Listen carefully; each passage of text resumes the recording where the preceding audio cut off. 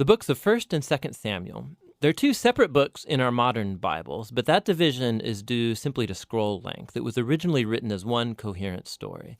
We're just going to cover the book of 1 Samuel in this video. So after Israel was rescued from slavery in Egypt, they made a covenant with God at Mount Sinai and eventually came into the Promised Land. And there, Israel was supposed to be faithful to God and obey the covenant commands. Before the book of Samuel, Judges showed how Israel failed at that task big time. It was a period of moral chaos, and it showed Israel's need for wise, faithful leaders. The book of Samuel provides an answer to that need. The book of Samuel's story focuses on three main characters: the prophet Samuel, where the book gets its name, and then King Saul, and after that, King David. And all three of them transitioned Israel from a group of tribes ruled by judges into a unified kingdom ruled by King David in Jerusalem. And the book of Samuel has a fascinating design that weaves the story of these three characters together in four main parts.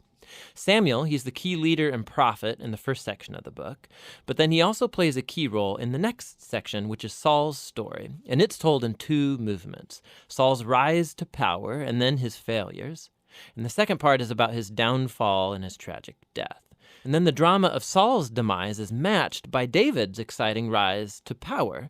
And then David's story is told in two movements. First, he rides the wave of his success, followed by his own tragic failure and the slow self-destruction of his family and then his kingdom. The book concludes with an epilogue that reflects back over the whole story. So let's dive in and see how this all unfolds. Part 1 picks up from the chaos of the book of Judges, and we're introduced to a touching story about a woman named Hannah. And she's grieved because she has never been able to have children. And by God's grace, she finally has a son named Samuel. And in joy, she sings this amazing poem in chapter 2. And the poem is all about how God opposes the proud and exalts the humble, about how despite tragedies and human evil, God is working out his purposes in history. And also it's about how God will one day raise up an anointed king for his people. Now, Hannah's poem has been placed here at the beginning of the book to introduce these key themes that we're going to see throughout the whole story, like the next one. Samuel grows up and becomes a great prophet and leader for the people of Israel, at the same time that the Philistines rise to power as Israel's arch nemesis. And in this crucial battle, the Israelites get arrogant, and instead of praying and asking God for help, they trot out the Ark of the Covenant as this kind of magic trophy that will automatically grant them victory in battle. And so because of their arrogant presumption, God allows Israel to lose the battle and the ark is stolen. So the Philistines, they take the ark and they place it in the temple of their god, Dagon.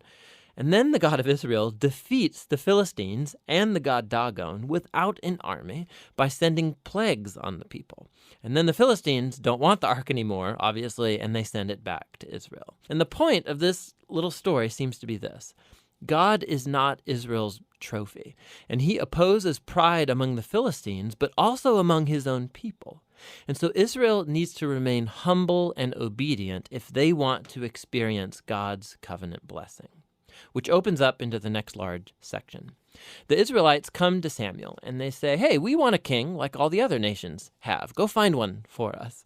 And so Samuel, he's kind of ticked off and he goes to consult with God. And God says, yes, their motives are all wrong, but if a king is what they want, give them one. And so we're introduced to the figure of Saul. Now, Saul is a tragic figure because he begins full of promise. He's tall, he's good-looking, he's a perfect candidate for a king. But he has deep character flaws. He's dishonest, he lacks integrity, and he seems incapable of acknowledging his own mistakes. And so these flaws become his downfall. He wins some battles at the beginning, but his flaws run so deep, he eventually disqualifies himself by blatantly disobeying God's commands. And so the aging Samuel confronts Saul and Israel. He had warned the people that they would only benefit from a king who's humble and faithful to God. Otherwise, the kings of Israel will bring ruin. So he informs Saul that God is going to raise up a new king to replace him. And so Saul's downfall begins, as God at the same time is working behind the scenes to raise up that new king. It's an insignificant shepherd boy named David. He's the least likely candidate to be king, but the famous story of David and Goliath shows that God's choice of David is not based on his family status, but simply on his radical and humble trust in the God of Israel. And so this story embodies all of the themes of Hannah's poem. Proud Saul and Goliath are brought low, while humble David is exalted. From here, we watch Saul slowly descend into madness, while David rises to power. So David starts working for Saul as a general, and he's winning all of the battles, and he's also winning all of the fame. And so Saul gets jealous, and he starts chasing David around, hunting him, trying to kill him. David's done nothing wrong, and so David simply runs and waits in the wilderness. And here we see David's true character. He has multiple opportunities to kill Saul, but he doesn't. He simply trusts that despite Saul's evil, God will raise up a king for his people. What's interesting, too, is that many of the poems of David that you find in the book of Psalms are linked to this very period of his life, and they all express the same attitude of trust. And so this section of the book ends with Saul coming to a grisly death after losing a battle with the Philistines. 1 Samuel tells some of the most intricate, well-told stories you find anywhere in the Bible, and the characters Saul and David, they're portrayed very realistically. And the author's putting them forward as character studies so that you can find yourself in them. So in Saul's story, we see a warning. It's crucial that we reflect on our own character flaws and how they harm us and other people.